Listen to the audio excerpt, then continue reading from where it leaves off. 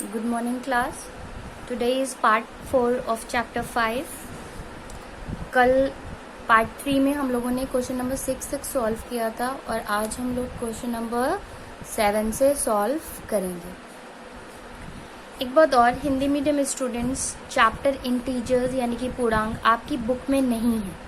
आप सबको पता है कि जब ऑनलाइन क्लासेस स्टार्ट हुए थे तो new edition of book teachers के पास अवेलेबल नहीं था एंड हम लोगों ने उस टाइम पे एनसीईआरटी की बुक्स नेट से डाउनलोड करके आप लोगों को चैप्टर 1 उस बुक से पढ़ाया था।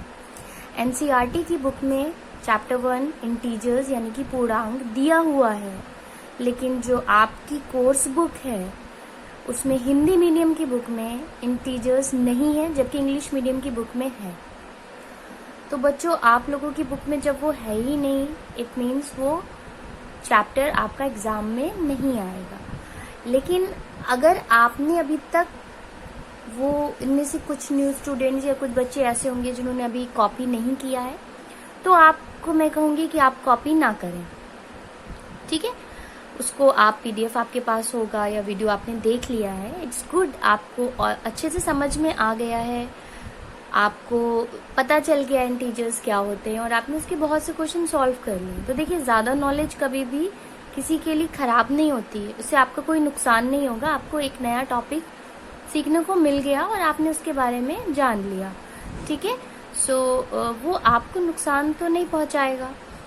लेकिन अगर आपने अभी कॉपी में कर लिया है तो फिर आपको परेशान होने की ज़रूरत भी नहीं, उसे लिखा रहने दीजिए, ठीक है। बस वो आपके एग्ज़ाम में नहीं आएगा।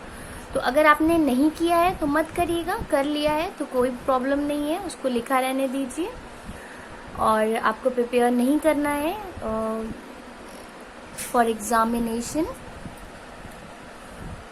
बट आप लोगों ने उसके बारे में सीख लिया है और ये अच्छी बात है। किसी भी चीज़ की नॉलेज ज़्यादा हो गई है तो उससे आपको कोई भी प्रॉब्लम नहीं होगी, ठीक है बच्चों। तो अब हम मूव ऑन करते हैं अगेन अभ्यास 5A की तरफ और हम क्वेश्चन नंबर 7 आज सॉल्व करेंगे। तो क्वेश्चन नंबर 7 क्या है?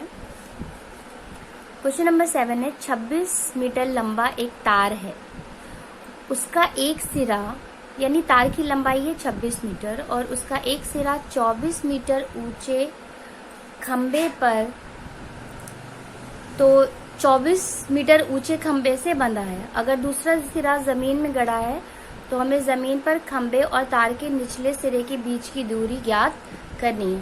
तो सबसे पहले हम क्या करेंगे, इसके लिए एक डायग्राम बनाएंगे। तो हम डायग्राम कैसे बनाएंगे? खंबे की लंबाई इन्होंने दी है 24 मीटर, तो हम एक सीधा खंबा बनाएंगे और इसकी लंबाई लिख लेंगे 24 मीटर। अब ये जो तार है, इस तार की लंबाई है 26 मीटर और ये खंबे के ऊपरी सिरे से बंधा है।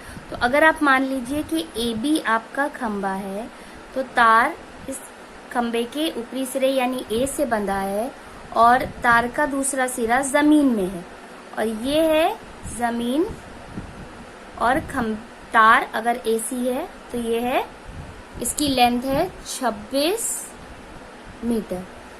तो ये क्या होगा, खंबा हमेशा 90 डिग्री पे होता है, ये बन जाएगा एक समकोण त्रिभुज और हमें खंबे के और तार के बीच की दूरी निकालनी है। यानी हमें, अगर हम इसको x मान ले तो हमें x को निकालना है। तो हमारा ये क्या बन गया, ट्रायंगल ABC बन गया एक राइट एंगल ट्रायंगल यानी कि समकोण त्रिभुज। तो हम क्या लिखेंगे, माना AC तार है व AB खंबा है, ठीक है। और हमने मान लिया कि BC is equal to x, ये भी हमने मान लिया, ठीक है। अब हम लगाएंगे समकोण त्रिभुज ABC में हम लगाएंगे पाइथागोरस थ्योरम। तो पाइथागोरस थ्योरम क्या कहती है, कर्ण का स्क्वायर अन्य दो भुजाओं के स्क्वायर के योग के बराबर होता है। AC square is AB square plus BC square. हमें निकालना है BC, तो हम लिखेंगे BC square is equal to AC square minus AB square. AC है 26, AB है 24। यहाँ पर हम फॉर्मूला लगाएंगे A square minus B square का, इससे इजीली सॉल्व हो जाएगा। A प्लस B और A माइनस B। हमने कौन सा फॉर्मूला लगाया है? हमने फॉर्मूला लगाया है A square minus B square is equal to A plus B and A minus B। ये फॉर्मूला हमने यहाँ पर अप्लाइड किया। अब ये दोनों ऐड होंगे तो क्या आ जाएगा? 26 प्लस 24 हो जाएगा 50 और 26 माइनस 24 हो जाएगा 2। 50 इंटू 2 हो जाएगा 100। 100 किसका स्क्वायर होता है? 10 का। तो AC square is equal to 10 का स्क्वायर। इसका मतलब है AC is equal to, sorry हम क्या निकाल रहे हैं? BC। So BC square is equal to 10 का square. It means BC is equal to 10 metre और यही है हमारा आंसर। ओके, तो अब हम सॉल्व करेंगे क्वेश्चन नंबर 8। क्वेश्चन नंबर 8 क्या है? निम्नलिखित पाइथागोरियन त्रिक हैं, प्रत्येक में से 3-3 पाइथागोरियन त्रिक बताइए। तो आपको दिया हुआ है कि ये 3, 4, 5 ये तीनों क्या हैं? ये तीनों हैं पाइथागोरियन त्रिक। ठीक है, ये इन्होंने दिया हुआ है कि दीज आर पाइथागोरियन त्रिक। आपको इनमें से 3-3 त्रिक और बनाने हैं। ठीक है, तो पहला त्रिक क्या हो जाएगा? पहला त्रिक हो जाएगा 3 इंटू 1 और 3 into 2, 4 into 2, 5 into 2। It means 6, 8, 10। ठीक है, यहाँ पर लिखेंगे हम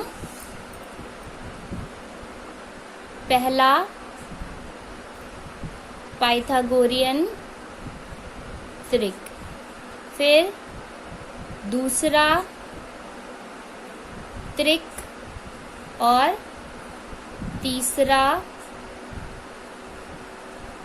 त्रिक।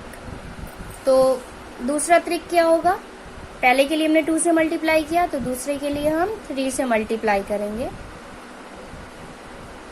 तो ये हो जाएगा आपका दूसरा त्रिक और ये हो जाएगा आपका तीसरा। उसके लिए आप 4 से मल्टीप्लाई कर देंगे। ठीक है, बहुत इजी क्वेश्चन है। जस्ट आपको पहला निकालने के लिए 2 से, दूसरे के लिए 3 और तीसरे के लिए 4। 1 से इसलिए नहीं करते, 1 से करेंगे तो वही आ जाएगा, सेम आ जाएगा और हमें अलग अलग बनाने। तो 3 3 is 9, 12, 15 और 12, 16, 20। तो ये आपके हो गए 3 पाइथागोरियन त्रिक और यही आपका आंसर है।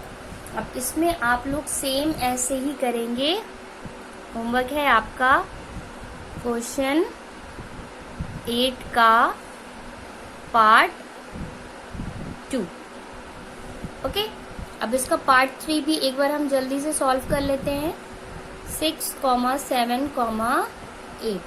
तो सबसे पहले हम लिखेंगे पहला पाइथागोरियन